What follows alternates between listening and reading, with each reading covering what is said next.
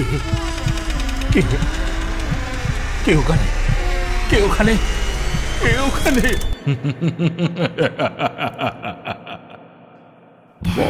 ভুতুরে, যেখানে জীবিত সব চরিত্র।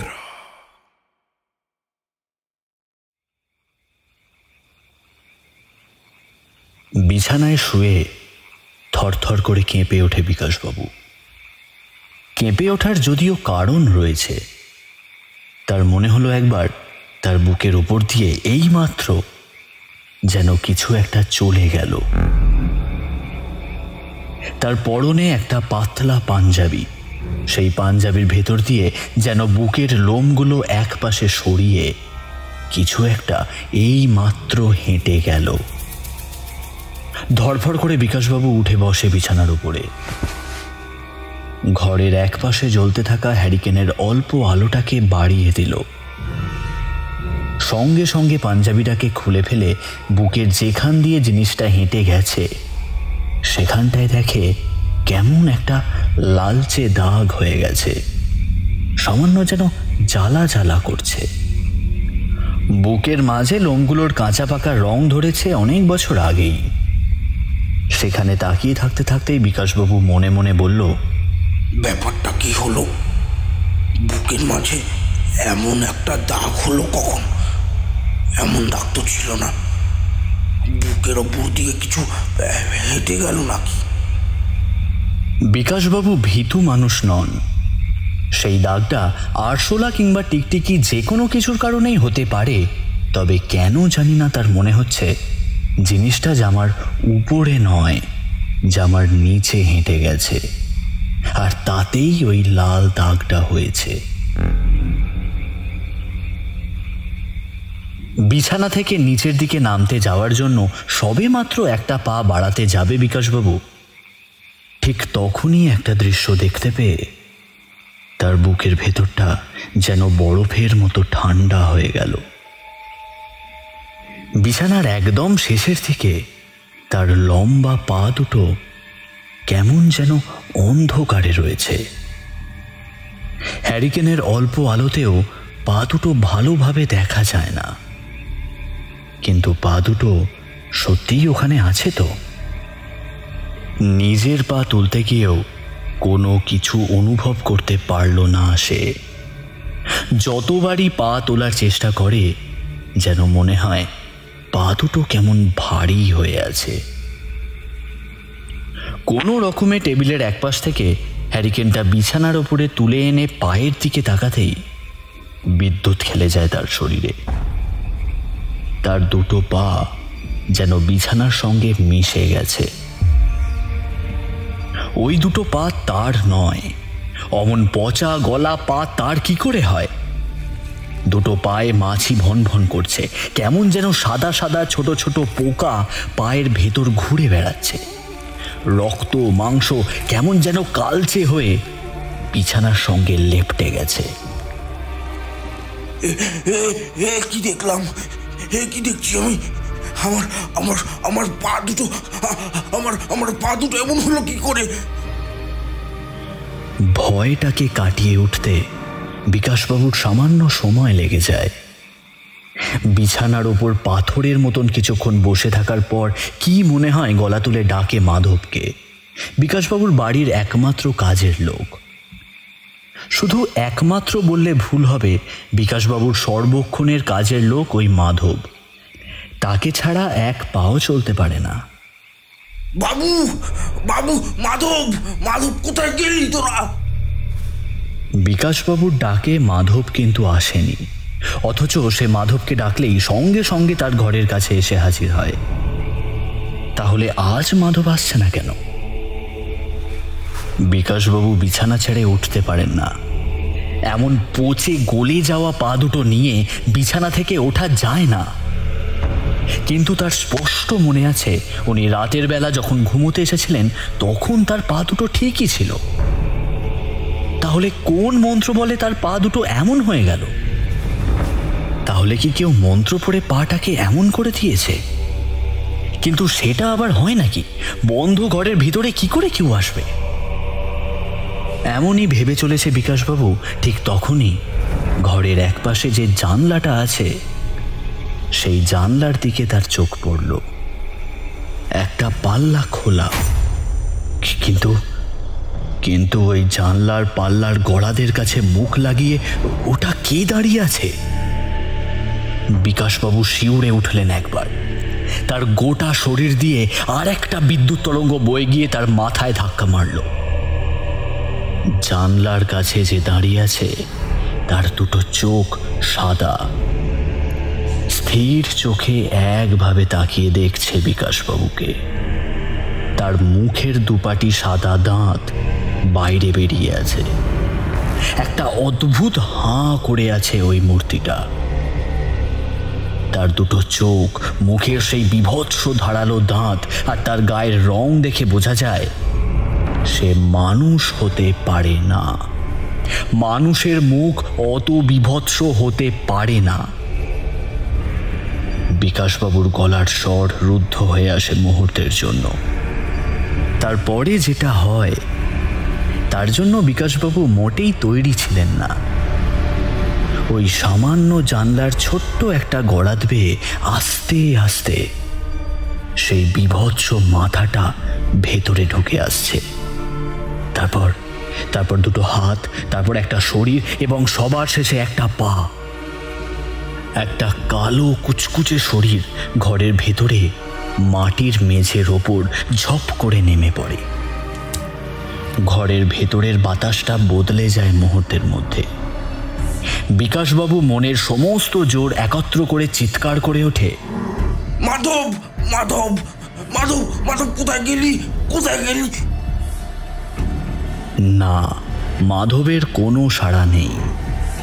বিকাশবাবু নিজের মনেই বলে ওঠে, আমি আমি স্বপ্ন দেখছি না তো? স্বপ্ন না হলে এমন অদ্ভুত ব্যাপার হয় কি করে? আমার পা দুটো অমন পচে গেল, তারপর ওই জানলার অতটুকু গড়াত বেয়ে ঘরের ভেতর থেকে সে কোথায় গেল? ঘরের ভেতরে যে ঢুকেছিল তাকে আর দেখা গেল না।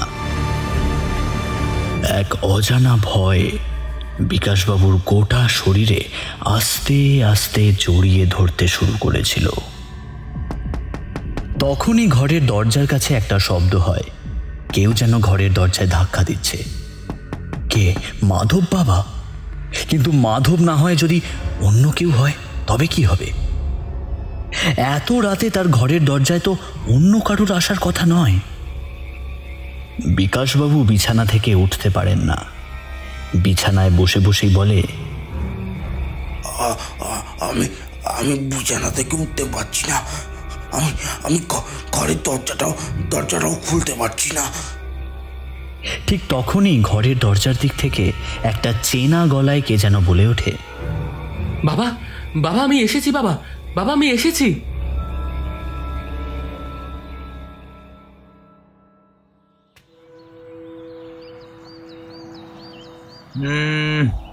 আমি তো কিছুই বুঝতে পারছি না, এমন যে কি করে হয়ে গেল। তাছাড়া ডাক্তার তো সমস্ত কিছুই দেখলো, সেও কিছু বলতে পারছে না। গোটা শরীরে এমনভাবে পশম কেন ধরলো সেটা ডাক্তার নিজেও বলতে পারছে না। এমনটা তো হওয়ার কথা নয়।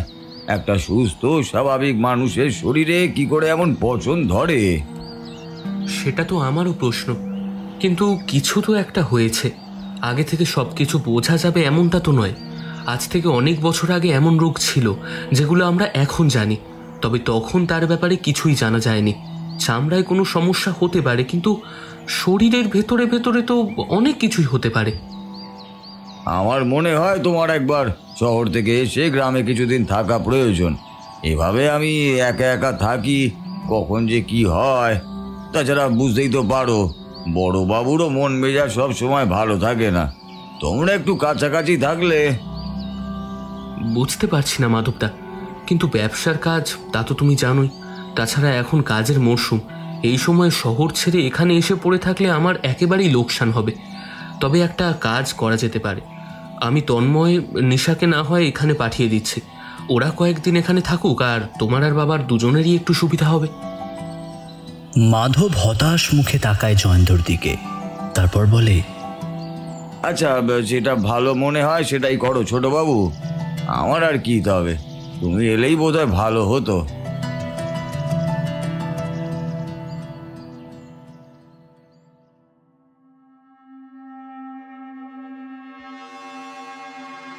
জয়ন্ত সেদিনই গ্রাম থেকে শহরে ফিরে যায়।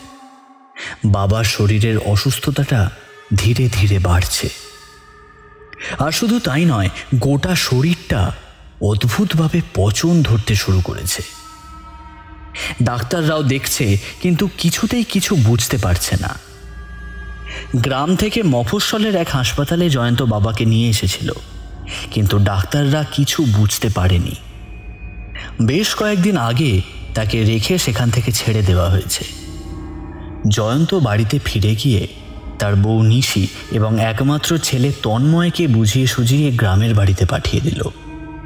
তাছাড়া নিশি আর তন্ময় দুজনেরই গ্রাম ভালো লাগে, তাদের আপত্তি ছিল না। গ্রামের বাড়িতে মাধবের সঙ্গে তারা বিকাশবাবুর দেখাশোনা করবে এমনটাই স্থির ছিল।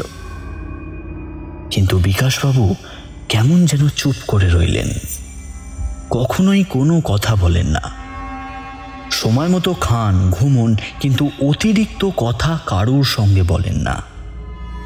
তবে হঠাৎ করে তার ঘরে কেউ ঢুকলে কেমন যেন চমকে ওঠার মতো ভালো করে মুখটা দেখার চেষ্টা করেন, আর তার সঙ্গে দুটো পায়ের দিকে ভালো করে তাকিয়ে দেখেন। মাধব একদিন বলেছিল, বড়বাবু, আপনার কি হয়েছে বলুন তো? বারবার পায়ের দিকে তাকিয়ে কি দেখছেন? না, কিছু না, তুই যা এখন। আমার এখন আর ভালো লাগছে না, যা। আপনার তো কখনো ভালো লাগে না। কি যে হলো, পায়ে এমন ফোসকা ফোসকা মতন হয়ে পছন্দ ধরাটা কেন হচ্ছে? এই ডাক্তারও তো কিছুই বুঝতে পারছে না। কি হয়েছে বলুন তো? কিছু লেগেছিল নাকি? আরে সে তো আমিও জানি না, তোদের এসব নিয়ে ভাবতে হবে না। মাধব এগিয়ে এলো। নিজের বাঁ হাতের একটা আঙুল বিকাশবাবুর পায়ের ছোট ছোট চাকাগুলোর ওপরে এসে রাখতেই বিকাশবাবু কেমন যেন নড়ে উঠল। কতবার করে বলছি ওটায় হাত দিবি না। যা যা, আমার যা হয়েছে হোক, তা নিয়ে তোদের ভাবতে হবে না। তোরা আমার থেকে দূরে যা, দূরে যা। মাধব দূরে দূরে থাকতো, যতটা কাজ করার সে করে দিত, তবে বিকাশবাবুর খুব একটা কাছে সে আসতো না। এই কারণেই সে জয়ন্তকে বলে নিশি আর তন্ময়কে এই বাড়িতে নিয়ে এসেছে। বিকাশবাবুর একদম নিজের কাজগুলো ওরা যাতে করতে পারে, এই কারণেই সে জয়ন্তকে বলে নিশি আর তন্ময়কে এই বাড়িতে নিয়ে এসেছে। বিকাশবাবুর একদম নিজের কাজগুলো যাতে ওরা করতে পারে। মাধবকে একদম কাছে যেতে বারণ করেছিল বিকাশবাবু। বলা যায় না, এটা ছোঁয়াচে রোগও তো হতে পারে। ওই একবারই মাধব বিকাশবাবুর একদম কাছে গিয়ে তার পায়ের ওই চাকা চাকা গোল গোল জিনিসগুলো ছুঁয়ে দেখে। অদ্ভুতভাবে বেশ নরম জায়গাটা। ফোঁড়া হয়ে পেকে গেলে যেমনটা হয়, আঙুল দিয়ে টিপলে গা যেমন নরম নরম মনে হয়, এটা যেন আরো বেশি নরম। মাধবের মনে হয়েছিল সে আঙুল দিয়ে একটু ভেতরের দিকে চাপ দিলেই তার আঙুলটা পায়ের ভেতরে অর্ধেকটা পর্যন্ত ঢুকে যাবে। বিকাশবাবু তাড়াতাড়ি একটা চাদর নিয়ে তার পায়ের ওপরে চাপা দিয়েছিল।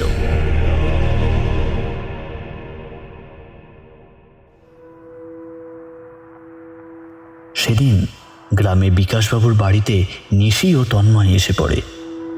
তন্ময়ের বয়স 13। ঘরে থাকার জন্য গ্রাম তার বেশ পছন্দ। তাছাড়া যখনই বাড়ি এসেছে বিকাশবাবুর সঙ্গে তার বেশ ভালো সময় কেটেছে। কিন্তু এবার বিছানার ওপর বিকাশবাবুকে আজ সোজা হয়ে বসে থাকতে দেখে তন্ময় একটু অবাক হয়ে বিছানার কাছে একটা চেয়ারে বসে বলল, তোমার কি হয়েছে? বাবা বলছিল তোমার কি একটা যেন রোগ হয়েছে, কিন্তু তোমাকে দেখে তো কিছুই মনে হচ্ছে না। তন্ময়ের বয়স 13 হলেও এই বয়সের মধ্যেই সে বেশ বুদ্ধিমান, তাই গুছিয়ে কথা বলে সে প্রশ্ন করতে পারে বিকাশবাবুকে। বিকাশবাবু সামনে এসে বলে, ঠিকই বলেছিস, আমাকে দেখে কিছুই মনে হচ্ছে না। আর আর শুধু তাই নয়, আমারও তো মনে হচ্ছে না আর যে আমার কিছু হয়েছে। শুধু দুটো পায়ে কেমন যেন। এ কথায় তন্ময় বিকাশবাবুর পায়ের দিকে তাকায় আর তারপরেই চমকে ওঠে। বিকাশবাবু ব্যাপারটা বুঝতে পেরে কথা ঘুরিয়ে তন্ময়কে প্রশ্ন করে, কতদিন পর আসছো বলো তো? ওখানে সবকিছু কেমন? এখন অনেকদিন শহরে যাওয়া হয়নি, তোদের ওখানে কোনো অসুবিধা হয় না তো? তন্ময় বিকাশবাবুর সঙ্গে কথা বলতে থাকে। বিকাশবাবু বুঝতে পারে তন্ময়ের সঙ্গে কথা বলতে বলতে পায়ের ব্যথাটা সামান্য কমে আসছে, তাই কথা বলতেই থাকে। সেই সময় নিশি ঘরে ঢুকে বলে, তন্ময়, রান্নাঘরে যাও, ওখানে মাধব কাকা আছে, মাধব কাকা তোমাকে খেতে দেবে, আমি তোমার খাবার দিয়ে আসছি। তন্ময় চলে গেলে ঘরের ভেতরটা আবার ফাঁকা হয়ে যায়। পায়ের কাছে সোজাসুজি সেই জানলা দিয়ে সেদিন রাতে কি একটা ঢুকে এসেছিল, কিন্তু তাকে আর বিকাশবাবু দেখতে পায়নি। সারা দিন সারা রাত বিকাশবাবু বিছানার ওপর আধশোয়া হয়ে বসে কাটিয়েছিল, কিন্তু তাকে বেরোতেও দেখেনি। তার মানে যে ঢুকেছিল সেই ঘরের মধ্যেই কোথাও আছে, কিন্তু কোথায়? বসে থাকা অবস্থাতেই ভালো করে চারপাশটা দেখতে থাকেন বিকাশবাবু। না, কোথাও কিচ্ছু নেই। পায়ের ব্যথাটা মাঝে মাঝে যেমন বেড়ে ওঠে তেমন হঠাৎ করে কমেও যায়। বিছানার একপাশে টেবিল আর তার উপর একটা জলের গ্লাস রাখা। নিশি থালায় খাবার সাজিয়ে নিয়ে ঘরে এসে ঢোকে। বিছানার একপাশে টেবিলের ওপর খাবারটা চাপা দিয়ে রেখে যায়। খাবারটার চাপা খুলে দেখেই বিকাশবাবুর মনে বেশ খানিকটা সুখ হয়। অনেক দিন পর সে নিশির হাতের রান্না খাবে। মাধবের হাতের রান্না খুব একটা খারাপ না, তবে মাধব তার জন্য আর নিজের জন্য খুব বেশি রান্না করেই না। ওই ডাল, তরকারি আর ভাজা। আজ নিশি অনেক কিছু রান্না করেছে। পারবে তো বাবা? কোনো অসুবিধা হবে না তো? পারবো রে, শুধুমাত্র দুটো পা গেছে রে মা, আর দুটো হাত তো ঠিকই আছে, খেতে অসুবিধা হবে না। কিন্তু তুই আবার এত কষ্ট করতে গেলি কেন বলতো? আমি এত দিন পর এখানে এলাম, আমি এখানে আছি যখন, রান্না বান্নাটা তো আমারই কাজ। তোমার যা যা অসুবিধা হবে সব সময় আমাকে বলবে। কিন্তু বাবা, পায়ের ওই চাকা চাকা দাগগুলো এমন হলো কি করে বলো তো? ডাক্তার যে কথা বলছে তা তো বড়ই অদ্ভুত। চাকা চাকা দাগগুলো পচে যাওয়ার একটা... বিকাশবাবুর বুকের ভেতরটা কেমন যেন ধপ করে ওঠে। এইসব নিয়ে এখন কথা বলতে চাইছি না মানিসি, পরে এসব নিয়ে কথা বলিস। এখন আমায় একটু শান্তিতে খেতে দে। তুই যা, আমার কিছু লাগলে আমি চেয়ে নেব। নিশি বুঝতে পারে এমন সময় এই কথাটা বলা ঠিক হয়নি। সে মনে মনে একটু লজ্জিত হয়। তারপর ঘর থেকে বেরিয়ে যাওয়ার সময় দরজাটা হালকা করে ভেজিয়ে দেয়। বিকাশবাবু একপাশে ঘুরে বিছানার টেবিলের উপরে রাখা খাবারের থালার দিকে তাকান। একটা চামচ রাখা রয়েছে। চামচে করে খানিকটা ভাত তুলে নিয়ে একবার ডাল আর তরকারি খায়। সবে 3 নম্বর চামচটা মুখে তুলে নিতে এমন সময় ঘরের ভেতর কি যেন একটা হুড়মুড় করে শব্দ হয়।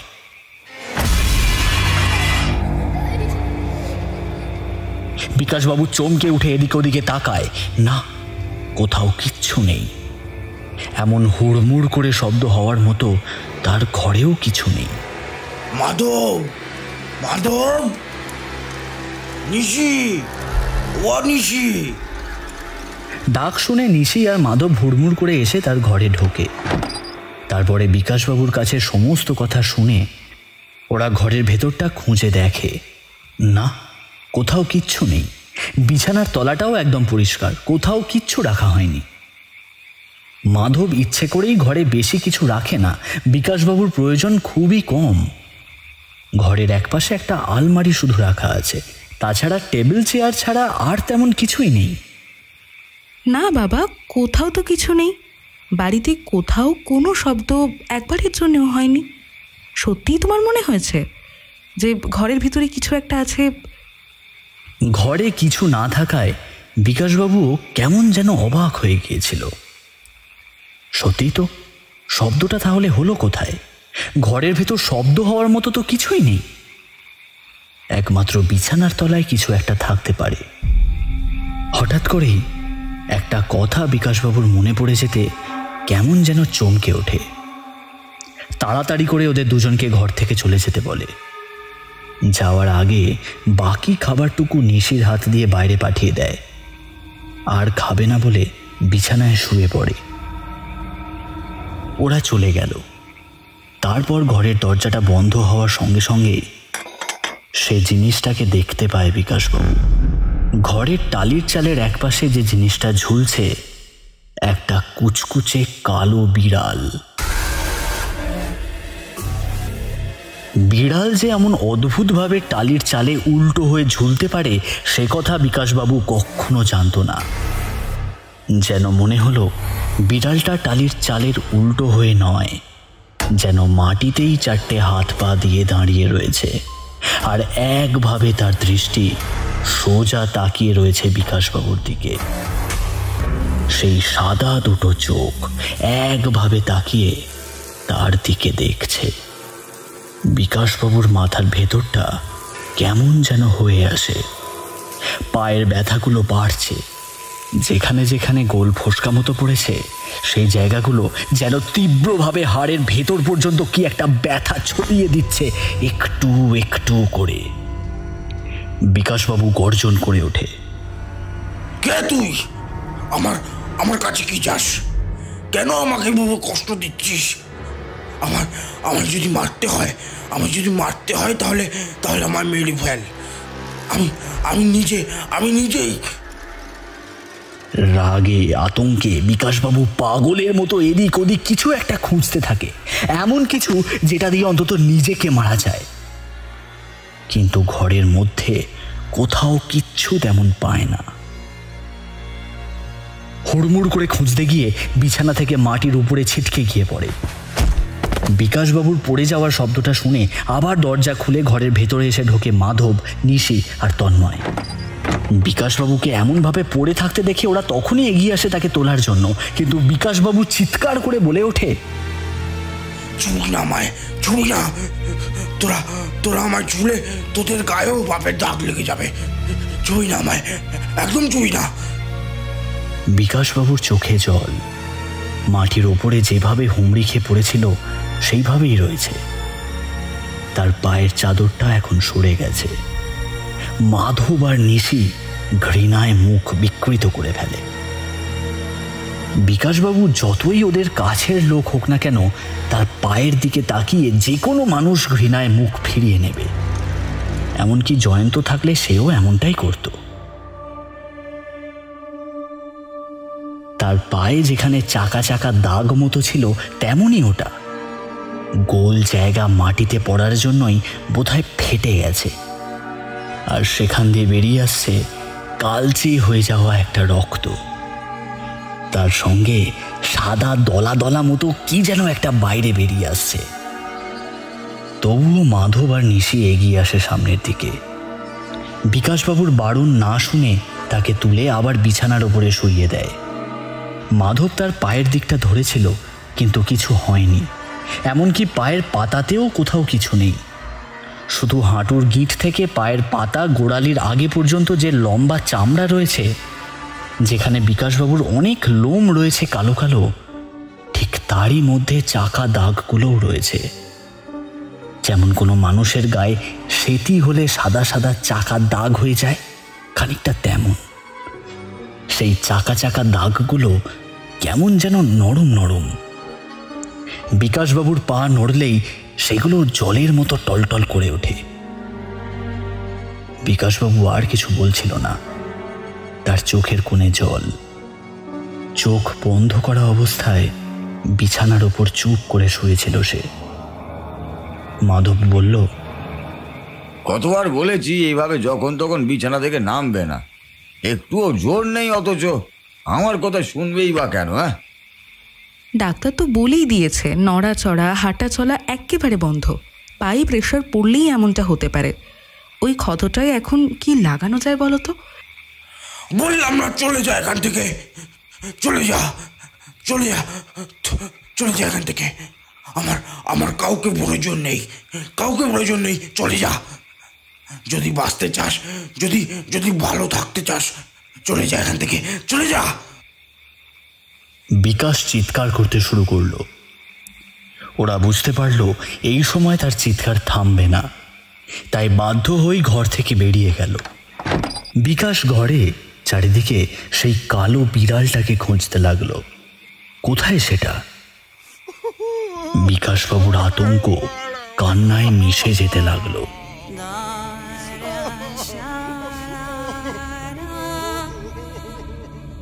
যেন অনেক বছর আগের একটা কথা মনে পড়ছে না তার। কেন মনে পড়ছে না? অথচ মনে পড়ে আবছা আবছা।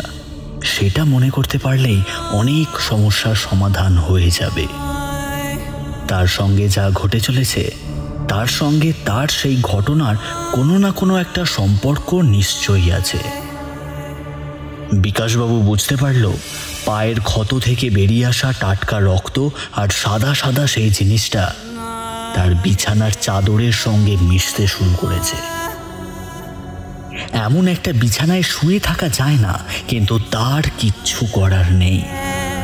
কাউকে ডাকতেও ইচ্ছে হলো না। বিকাশবাবু সেই রক্ত মাখা চাদরের মধ্যেই শুয়ে রইল একভাবে।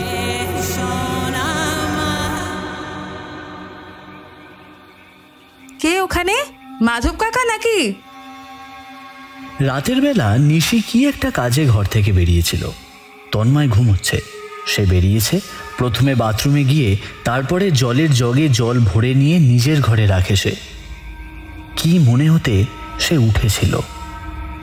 তার মনে হচ্ছিল যদি বিকাশবাবুর কিছু প্রয়োজন হয়। তাই ভেবে হাঁটতে হাঁটতে বিকাশবাবুর ঘরের দরজার কাছে গিয়ে দাঁড়াতেই ব্যাপারটা দেখতে পেয়েছিল সে। বিকাশবাবুর ঘরের দরজা খোলা, আর সেই খোলা দরজার কাছে দাঁড়িয়ে কে যেন মাথাটা ঘরের ভেতরের দিকে ঢুকিয়ে ঘরের দিকে দেখছে। নিশি তার উদ্দেশ্যে ডাক দিল, কে কে তুমি? কে ওখানে? কে ওখানে? নিশির কথায় কিন্তু ছায়ামূর্তিটা কোনো উত্তর করল না। যেভাবে দাঁড়িয়ে দেখছিল সেইভাবেই দাঁড়িয়ে দেখতে লাগলো। নিশির কেমন যেন খটকা লাগলো। বিকাশবাবুর ঘরের সামনেটা অন্ধকার, অথচ তার ঘরের ভেতরে সে নিজের হাতে আলো জ্বালিয়ে দিয়ে এসেছে। সন্ধ্যের একটু পরে ঘুমিয়ে পড়েছিল সে। রাতে খাওয়ার জন্য তাকে আর কেউ জোর করেনি। কিন্তু মাধব কাকা যদি হয় তাহলে তো সাড়া দেবে। এছাড়া মাধব কাকা অমন চুপি চুপি ঘরের দরজা খুলে দাঁড়িয়ে কি দেখবে? নিশি কোনো উত্তর পায় না। হাঁটতে হাঁটতে আরো খানিকটা এগিয়ে গিয়ে ছায়ামূর্তির কাঁধের কাছে হাতটা নিয়ে যায়। এইবার নিশির কেমন একটা ভয় হয়। সত্যি সত্যি যদি অন্য কিছু হয়? তারপরেই কি মনে হতে হাতটা কাঁধের উপরে রাখতেই সামনে থাকা ছায়ামূর্তির মুখ দেখে কেমন যেন চমকে ওঠে। পেছনের দিকে ঘুরে নিশি ভূত দেখার মতো চমকে উঠলেও নিজেকে সামলে নিয়ে মুখের কাছে একটা হাত রেখে আস্তে আস্তে বলে, এই চুপ চুপ চুপ। নিশি অবাক হয়, এটা তো মাধব কাকাই। কিন্তু মাধব কাকা ঘরের দরজার কাছে দাঁড়িয়ে কি করছে? মাধব কাকা ঘরের ভেতরে আঙুল দেখায়। সেই আঙুল অনুসরণ করে ঘরের ভেতরের দিকে তাকায় নিশি। প্রথমে কিছু দেখতে পায় না। ঘরের ভেতরটা অন্ধকার। ঘরের কাছে একটা জানলা রয়েছে, আর একটা জানলা রয়েছে মাথার এক পাশে। মাথার এক পাশের জানলাটা খোলা। সেই জানলা দিয়ে হাওয়া আসছে। সে নিজেই জানলাটা খুলে দিয়েছিল। সেখান দিয়ে চাঁদের অল্প আলো ঘরের ভেতরে এসে ঢুকেছে। আর সেই আলোতেই এবার নিশি দেখতে পায় একটা অদ্ভুত দৃশ্য। বিকাশবাবু বিছানায় শুয়ে আছে, তার দুটো পা চাদর দিয়ে ঢাকা, তবে তার বিছানার একপাশে ঠিক পায়ের কাছে কে যেন বসে আছে।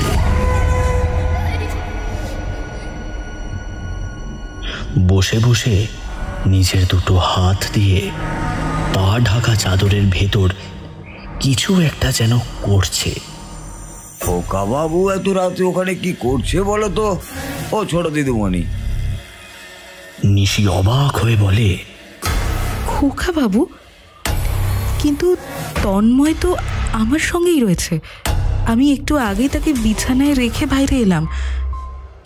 তন্ময় ওখানে কি করে যাবে? আমি তো ভাবলাম ওটা খোকা বাবু। খোকা বাবু না হলে ওটা কে? নিশির মাথার ভেতরে কেমন যেন সবকিছু ঘোল পাকিয়ে যায়। একটু আগে সে তন্ময়কে রেখে প্রথমে বাথরুমে গিয়েছে, তারপর বারান্দার কাছ থেকে জল নিয়ে ঘরে গেছে, তখনও তন্ময় সেখানেই ছিল। মাধব কাকা, তুমি কখন থেকে এখানে রয়েছো? অনেকক্ষণ ছোট দিদিমণি। আমি তো ভাবলাম ওটা খোকা বাবু, কিন্তু কি করছে সেটা দেখার জন্য চুপ করে এখানে দাঁড়িয়েছিলাম। নিশি আর সেখানে দাঁড়ায় না, যত দ্রুত সম্ভব ছুটে আসে নিজের ঘরে। তারপর ঘরে এসে হ্যারিকেনের আলোয় বিছানার দিকে তাকাতেই বুকের ভেতর ধক করে ওঠে। বিছানার ওপরে তন্ময় নেই, কিন্তু একটু আগে সে নিজে। তন্ময় তন্ময় কোথায় গেল? তন্ময়, তন্ময়! যত সম্ভব আস্তে আস্তে নিশি ডাকে, কিন্তু না, তন্ময় কোথাও নেই।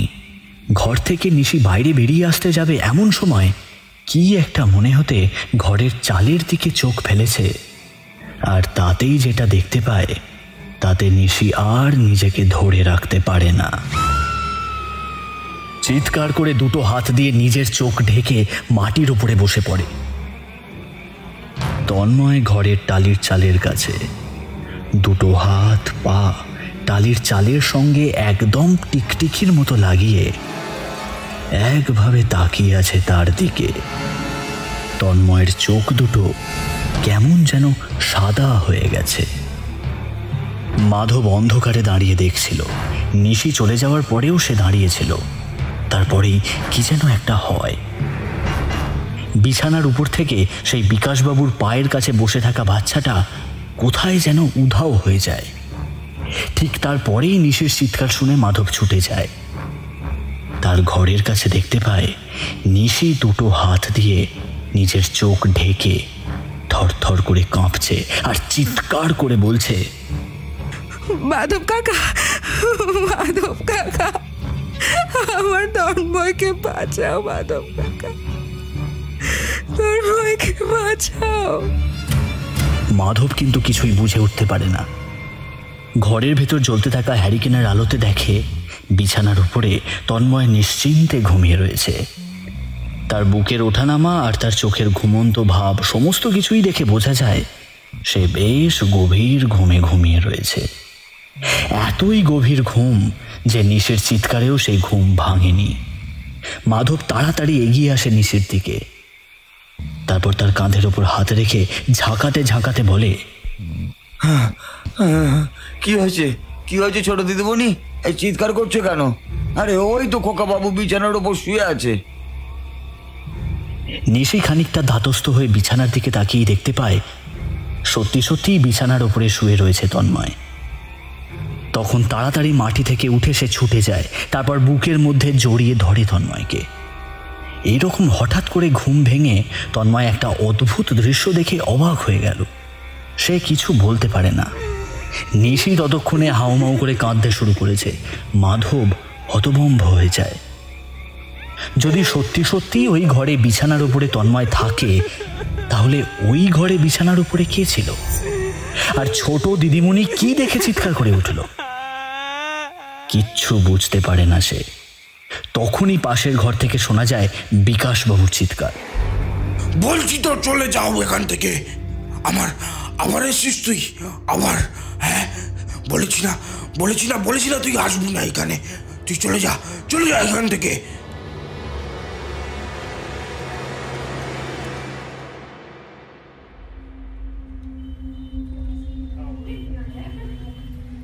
অবিশ্বাস্য ব্যাপার, একই সময়ে দুজনে দু জায়গায় থাকতে পারে কি করে? আচ্ছা মাধব কাকা, তোমার চোখে কোনো ভুল হয়নি তো? না মানে হতে পারে কোনোভাবে ক্লান্ত হয়েছিলে, তাই তোমার চোখ ভুল দেখেছে, আর তারপরে তোমার কথা শুনে নিশিরও ভুল হয়েছে। কিন্তু মাধব কাকা না হয় ভুল দেখেছে, আমিও কি ভুল দেখলাম? তন্ময়কে স্পষ্ট ঘরের মধ্যে রেখে আমি ওখানে গিয়ে দেখলাম বিছানার উপর সত্যি সত্যি কেউ বসে আছে, আর চাদরের তলায় বাবার পায়ের কাছে কি একটা যেন করছে। তারপরেই ঘরে এসে দেখলাম তন্ময় নেই। ঘরের টালির চালের সঙ্গে হাত পা দিয়ে কেমন যেন টিকটিকির মতো বসে আছে। হঠাৎ করে আমার দিকে মুখটা ঘুরিয়ে তাকালো। সে দৃশ্য আমি তোমায় বলতে পারবো না, কিছুতেই না।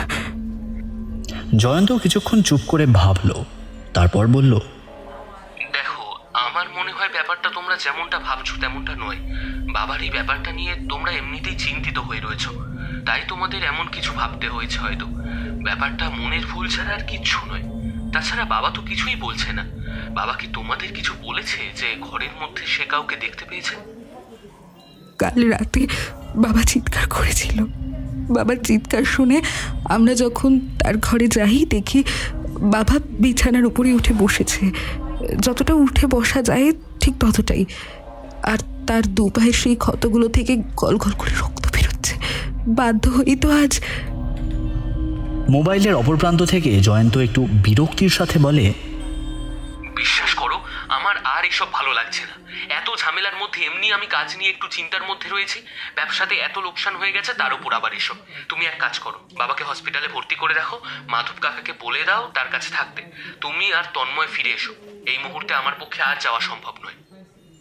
কি বলছো কি তুমি এসব? ওটা তোমার বাবা, অন্য কেউ তো নয়। আর তার চেয়ে কি ব্যবসা তোমার কাছে অনেক বড় হয়ে গেল নাকি?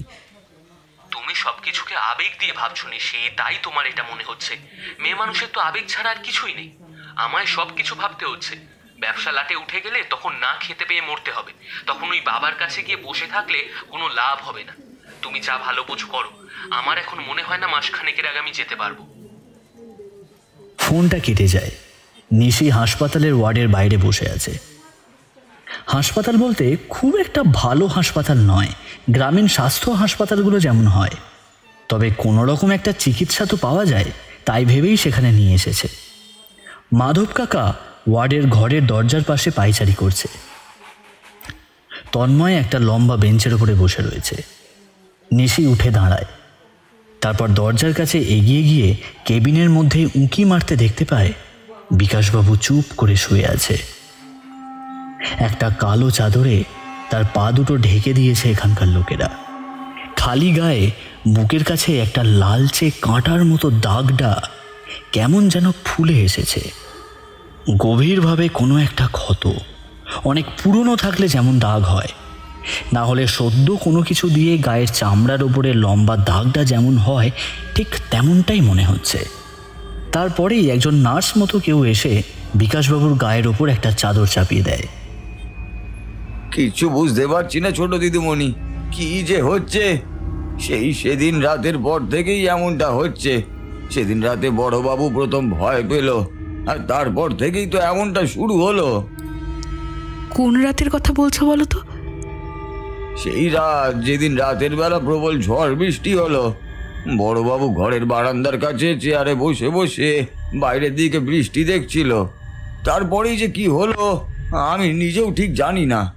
বড়বাবু চিৎকার শুনে ছুটে গিয়ে দেখি বড়বাবু ঘরের বাইরে উঠোনের কাছে বৃষ্টির মধ্যে মাটিতে ছিটকে পড়ে রয়েছে, আর দুটো হাত দিয়ে নিজের মাথাটা ঢেকে রেখেছে। আমি কিছু করিনি, আমার কোনো ভুল ছিল না। আমি কিচ্ছু করিনি। আমার কোনো ভুল ছিল না, কিচ্ছু করিনি, আমি কিচ্ছু করিনি। বড়বাবু কেমন চুপচাপ হয়ে গেল। তোমরা তো এদিকে খুব বেশি আসো না, তাই তোমাদের বলতে চাইলেও বাবু আমায় বলতে বারণ করবে। বাবু বলেছিল হঠাৎ করে যে কি হয়েছে তার নিজেরও মনে নেই, পরে সব ঠিক হয়ে যাবে। কিন্তু ঠিক আর হলো কোথায়? কিন্তু সেদিন বাবা ঠিক কি দেখেছিল সে কথা বলতে পারবে আমাকে? সেটা তো বলতে পারবো না, তবে সেদিন ঝড় বৃষ্টির মধ্যেই বাবু বাইরে পড়েছিল, কিন্তু বাবুকে কোনো রকমে তুলে ঘরে নিয়ে চলে গিয়েছিলাম। বাবু ঘুম থেকে উঠলো অনেক দেরিতে। সকাল সকাল আমি উঠি, বাড়ির সামনে বৃষ্টির জলে কাদাও হয়েছিল। সেই জল কাদার মধ্যে বাবুর পায়ের ছাপ আর আমার পায়ের ছাপ দেখতে পেলাম। তবে তার সঙ্গে আরেকটা পায়ের ছাপ ছিল। তবে কি এমন অদ্ভুত ব্যাপার ঘটলো দিদিমণি, আমি সে কথা এখনো বিশ্বাসই করতে পারছি না। এই কথা বলতে গিয়ে মাধবের চোখ দুটো বিস্ফারিত হয়ে রইল। স্বাস্থ্যকেন্দ্রের দেওয়ালে হেলান দিয়ে মাধব যেন একবার শিরশির করে কেঁপে উঠল। তারপর নিজের মতোই বলল, উঠোনে জল কাদার মধ্যে একটা পায়ের ছাপ ছিল, আর একটা পায়ের ছাপ, মাত্র একটাই, যেন বাইরের উঠোনের শেষের বড় দরজার কাছে হাঁটতে হাঁটতে ঠিক বাবু যেখানে পড়েছিল সেইখান পর্যন্ত এসেছে, কিন্তু কিন্তু আর ফিরে যায়নি। তার একটা পা নেই। সঙ্গে সঙ্গে নিশির একটা কথা মনে পড়ে গেল। অনেক বছর আগে জয়ন্ত একটা কথা বলেছিল, কিন্তু এত বছর পরে সেটা কেন? তারপর এই কয়েকদিনের কয়েকটা কথা মিলিয়ে নিয়ে নিশি চমকে উঠে দাঁড়ালো। মোবাইলটা তাড়াতাড়ি করে বের করে ফোন করলো। জয়ন্তকে ফোনে পাওয়া গেল না। ঠিক তখনই স্বাস্থ্যকেন্দ্রের নার্স এসে জানালো, অবস্থা খুব একটা ভালো না, অনেক রক্ত বেরিয়েছে। তাছাড়া পায়ের ওই ক্ষতগুলোকেও ভালো করে ব্যান্ডেজ করতে হবে। আজকের দিনটা ওকে এখানেই থাকতে দিতে হবে, কিন্তু রোগীর সঙ্গে যে কোনো একজন থাকতে পারবে। মাধব রইল। অচেনা অজানা জায়গায় নিশিকে থাকতে দেওয়াটা ঠিক নয়। নিশি আর তন্ময় বাড়িতে ফিরে গেল। ফাঁকা বাড়িতে নিশির খুব একটা ভালো লাগছিল না। বারবার একথা ও কথা মনে পড়ছিল, কিন্তু জয়ন্তকে কয়েকবার চেষ্টা করেও ফোনে পাওয়া গেল না। কোনো রকমে কিছু রান্না করে নিশি তন্ময়কে খাইয়ে দিল। দেখতে দেখতে সন্ধে পেরিয়ে এলো। এদিকে মাধব ঘরের বাইরেই বসেছিল। সন্ধ্যের একটু পরে নার্স এসে তাকে ঘরের ভেতরে বিকাশবাবুর পাশে একটা লম্বা বেঞ্চে বসার কথা বলল। মাধব বুঝতে পারল এখানে শোয়ার মতো ব্যবস্থা হয়ে যাবে। সে সেখানে গুটিসুটি মেরে শুয়ে পড়ল। বিকাশবাবু তখনও ঘুমোচ্ছে। বেশ রাতের দিকে জয়ন্ত ফোন করল নিশিকে। ফোনটা ধরে নিশি কাঁপা কাঁপা গলায় বলল, আচ্ছা, তোমার মনে আছে তুমি বেশ অনেকদিন আগে তোমার বাবার ব্যাপারে একটা গল্প বলেছিলে আমায়? গল্প? আরে কিসের গল্প? আচ্ছা শোনো না, তখন ওভাবে কথাগুলো বলা ঠিক হয়নি, আসলে বুঝতেই পারছো। ওসব কথা ছাড়ো, যেটা বলছি সেটা শোনো। তুমি বলেছিলে না একবার তোমার বাবা আর কেউ একজন ট্রেনে করে ফেরার সময় কিছু একটা হয়েছিল? জয়ন্ত ফোনের অপর প্রান্ত থেকে মনে করার চেষ্টা করে। বেশ কিছুক্ষণ সময় লাগে তার মনে করতে। আর ঠিক তখনই স্বাস্থ্যকেন্দ্রে মাধবের ঘুমটা ভেঙে যায় একটা শব্দে, একটা অদ্ভুত শব্দ, যেন ঘরের মেঝেতে ঠক ঠক করে কেউ সামনের দিকে এগিয়ে আসছে। মাধবের ঘুম ভাঙতে সে উঠে দাঁড়িয়ে বুঝতে পারে ঘরের ভেতরটা অন্ধকার। কিন্তু ঘরের ভেতরে তো অন্ধকার থাকার কথা নয়। গ্রামে ইলেকট্রিসিটি না থাকলেও এই স্বাস্থ্যকেন্দ্রে রয়েছে। বেশ কিছুদিনের মধ্যে গ্রামেও আলো ঢুকে যাবে, সে কথা মাধব শুনেছে। কিন্তু আলোটা বন্ধ হলো কি করে? মাধব অন্ধকারে এদিক ওদিক তাকাতেই জানলা থেকে আসা চাঁদের আলোয় বিকাশবাবুকে বিছানার উপরে দেখতে পায়। বিকাশবাবু বিছানায় শুয়ে নেই। বিকাশবাবু বিছানার একপাশে হেলান দিয়ে উঠে বসেছে। তার চোখ দুটো বিস্ফারিত, সামনের দিকে তাকিয়ে কি যেন দেখছে। মাধব তার চোখের দৃষ্টি অনুসরণ করে সামনের দিকে তাকাতেই দেখতে পায় একটা 12-13 বছরের ছেলে হাঁটতে হাঁটতে বিছানার থেকে এগিয়ে আসছে। তার চোখের দৃষ্টিটা অদ্ভুত। তার চোখ দুটো সাদা ফ্যাকাশে, তার মুখে একটা অদ্ভুত হাসি, গোটা মুখ রক্তে ভেজা। কিন্তু তার চেয়েও আশ্চর্য আর একটা ব্যাপার, মাধব সামনের দিকে তাকিয়ে দেখতে পেয়ে ভয়ে চিৎকার করে ওঠে।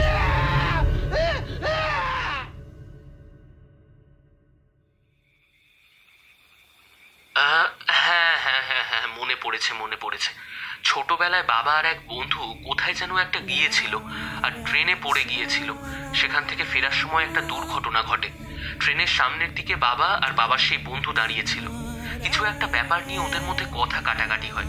তাতে ধাক্কাধাক্কিতে বাবার সেই বন্ধু ট্রেন থেকে নিচে পড়ে যায় আর তার একটা পা কাটা গিয়েছিল। তাছাড়া মাথায় বেশ চোটও লেগেছিল। বেশ কয়েকদিন হাসপাতালে ভর্তি ছিলেন, তারপরেই তিনি মারা যান। তবে ট্রেনে যারা ছিল তারা নিজেরাই স্পষ্ট বলেছিল যে বাবার কোনো দোষ ছিল না। সে নিজেই বাবাকে ধাক্কা মারতে এসে সামলাতে না পেরে নিচে পড়ে গিয়েছিল। তোমার বাবার বিছানায় সেদিন রাতে আমি একটা বাচ্চা ছেলেকেই বসে থাকতে দেখেছিলাম। তাছাড়া প্রথম যেদিন তোমার বাবা ভয় পেয়েছিল সেদিনও কিন্তু মাধব কাকা একটা বাচ্চা ছেলের পায়ের ছাপই দেখেছিল, তবে মাত্র একটাই পায়ের ছাপ। কি বলছো তুমি? তুমি নিজে বুঝতে পারছো তুমি কি বলছো? এত বছর পরে? মাধব ভয়ে ঠক ঠক করে কাঁপতে লাগলো।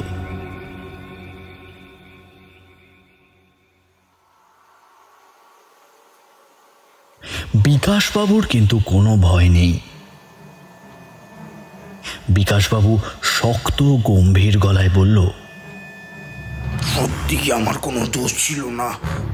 আমার কোনো দোষ ছিল না রে রতন।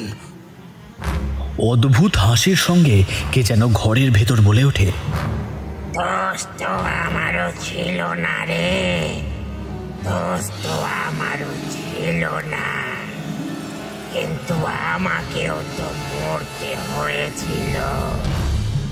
আজ তোকেও মরতে হবে। তোকে আমি বলেছিলাম, মৃত্যুর আগেই বলেছিলাম, তোর মরার আগে আমি তোর পা দুটো নিয়ে যাব।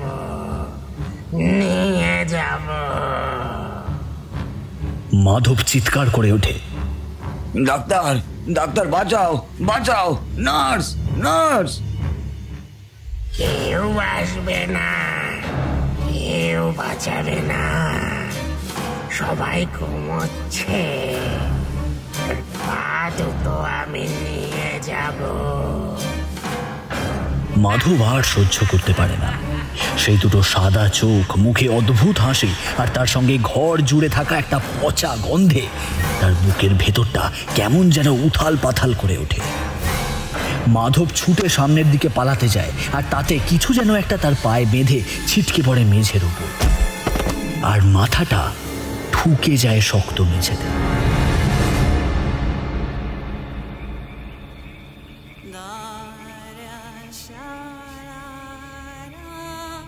আমি বুঝতে পারছি ব্যাপারটা বিশ্বাস করা শক্ত, কিন্তু কিন্তু আমার মনে হয় সে ফিরে এসেছে।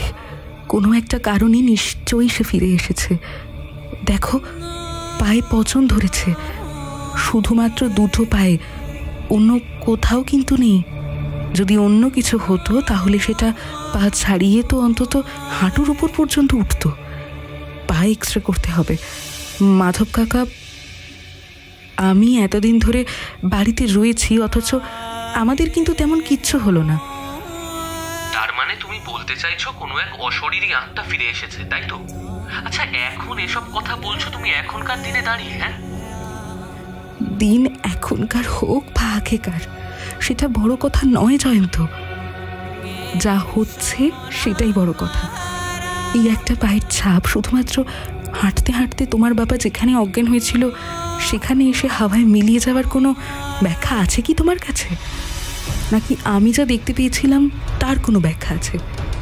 তন্ময় কি সেদিন রাতে আমাদের ভয় দেখানোর জন্যই এমনটা করেছিল? আমার তন্ময়কে আমি কেন দেখতে পাবো অমনভাবে? শুধু আমার মনে হচ্ছে যে আজ রাতে নিশ্চয়ই কিছু একটা করবে।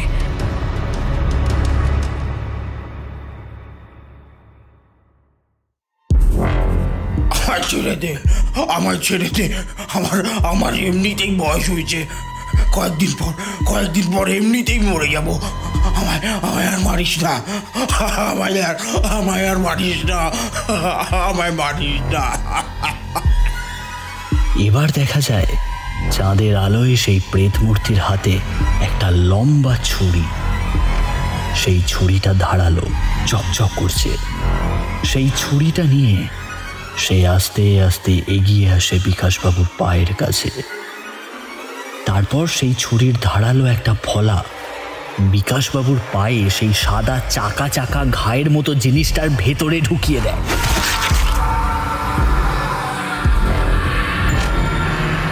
বিকাশবাবুর মনে হয় তার পায়ের কাছে ব্যথাটা তার মাথা পর্যন্ত উঠে এসে একটা ঝটকা দিয়েছে।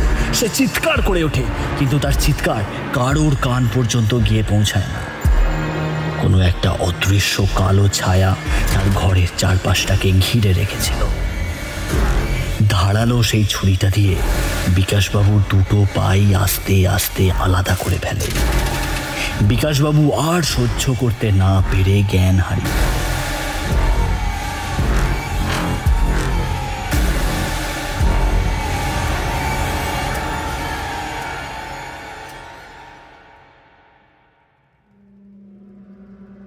মাধব ঘুম থেকে উঠে ব্যাপারটা প্রথম দেখেছিল।